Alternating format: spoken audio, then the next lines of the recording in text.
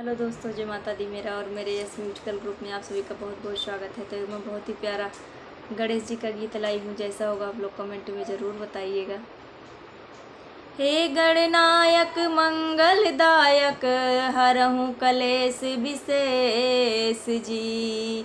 हे गणनायक मंगलदायक हरहूँ कलेश विशेष जी।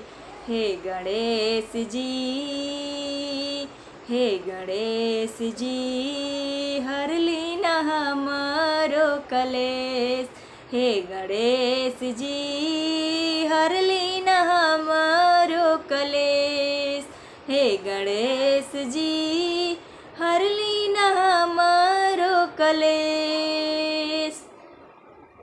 बुद्धि कहेन बानी हुर ना सहूर बा, तोहरे चरण में आके भक्त मजबूर बा। बुद्धि कहीन बानी हुर ना सहूर बा, तोहरे चरण में आके भक्त मजबूर बा। दया बरसाई हमरा पे आई, दया बरसाई हमरा पे आई, पूजा करेला हमेशा जी। हे गणेश जी, हे गणेश जी, हर लीना हमारो कलेश। हे गणेश जी, हर लीना हमारो कलेश।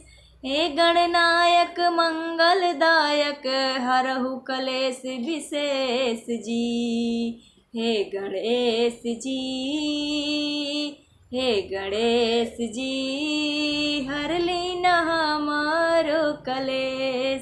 हे गणेश जी, हर लीना हमारो कलेश। सुख के दाता रउआ दुख के हरैया, भक्त पुकारे आके पार कर धनैया।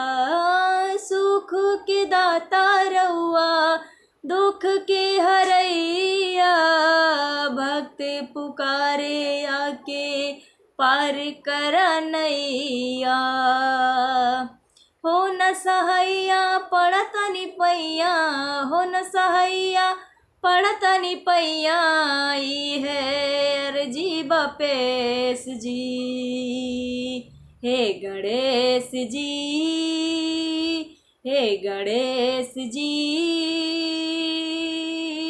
हर लीना हमारो कलेश। हे गणेश जी, हर लीना हमारो कलेश। हे गणेश जी,